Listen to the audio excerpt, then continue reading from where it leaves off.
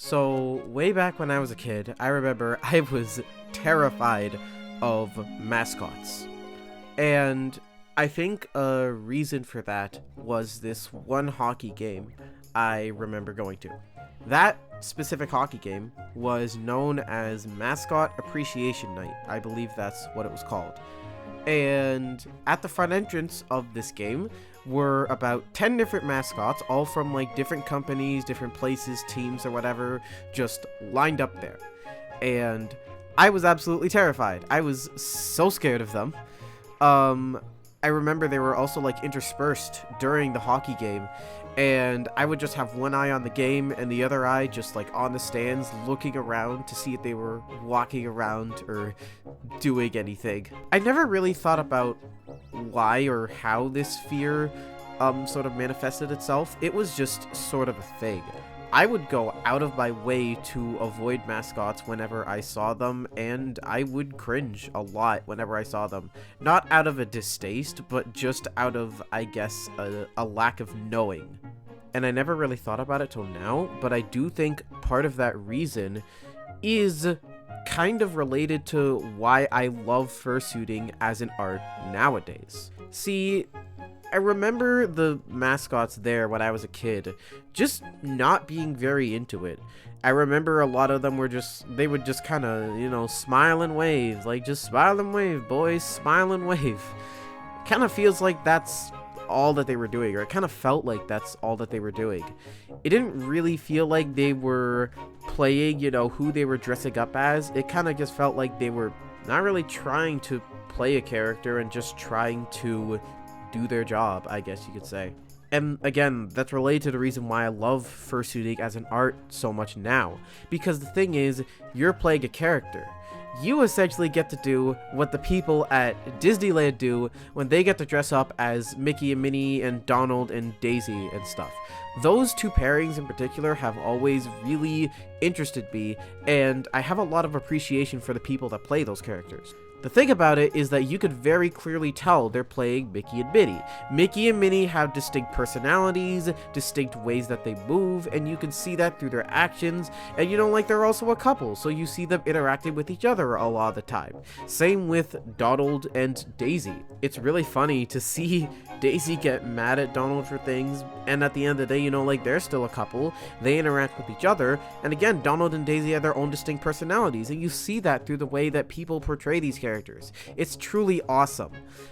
So now with fursuiting, it's like you get to do that sort of thing, except instead of just Disneyland or just Disney World being your stage, wherever you are, that is your stage. And I really, really like that. Something I've learned, throughout my time, working, especially at summer camps, is that when you are out in the open and you're working with kids and stuff, that is a time when you are quote-unquote on stage. When you're resting and stuff, nobody sees you. But when you're out there, somebody could be seeing you at any point in time, and so you need to make sure that you're on top of things. You need to make sure that you're doing your best because somebody could be watching. One of the big reasons why I was scared of mascots is because I didn't get the feeling that they were a character. I just got the feeling that they were a person putting on this big suit, and they were way bigger than me when I was a kid, and so as such I felt very intimidated by them. But now that I'm starting to get into fursuiting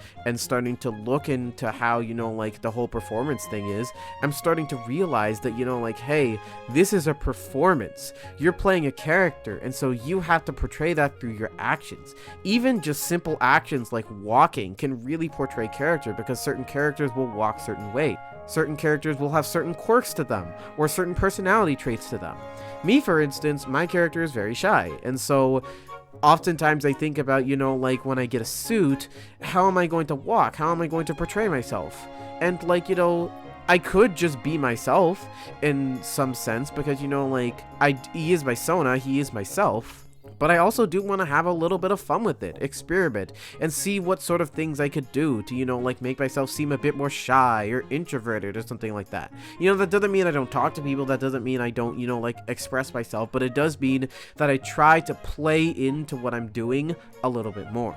there's a real magic that I think comes to fursuiting. You know, it's like, it's not just the worlds of Disney brought to life, it's the worlds of all of these people brought to life. And it's something that people can gather together for community with, and I think that's really, really cool. It's also very, very cool to see creators, you know, like care so much for their suits, and not only the suits that they make, but the people that are inside of those suits.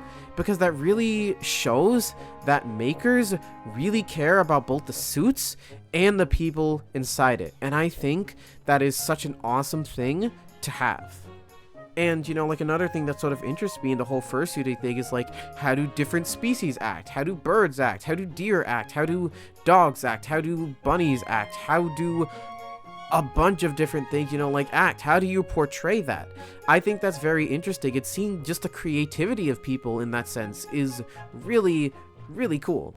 Fursuiting as an art form is just really cool to consider because it's a way for, you know, like, people to express themselves and just have a little bit of fun, and it's something I've really, really grown an appreciation for in the past few years, and it's why I really want to do it myself too. Like I said before, I'm not the best with expressing myself in terms of my voice or my facial expressions, and so I think, you know, like, using my hands and my feet and my whole body to express myself would be, frankly, just really, really fun, and I think it could be a good way to, you know, like, entertain kids and, you know, like, go out and meet new people and stuff and just talk to people. I've struggled with social anxiety, and while I'm not gonna say that, like, getting a fursuit is gonna just instantly cure it just like that, it is at least something that I think would help with that. So that's sort of my experience and, like, just what I think about, like, fursuiting in general from someone who has not done it, and I really hope to do it sometime in the future. So it's really cool to see, and honestly, I cannot wait to see how this medium, you know, like, goes forward in the future. Like, one of my favorite things to see with fursuits nowadays is the eyelids. I really love how people can just, like, change their expression and stuff, and, you know, like, when I get a suit, that is definitely something I 100% want. Anyways, thanks so much for watching. This is a little bit of a different video. I just kind of want to, like, explain, I guess, why I like this sort of thing, my thoughts, and let me know what you guys think in the comments. I'd love to have conversations with you guys about this. Anyways, thanks so much for watching. I love you, and God wants you. Bye-bye.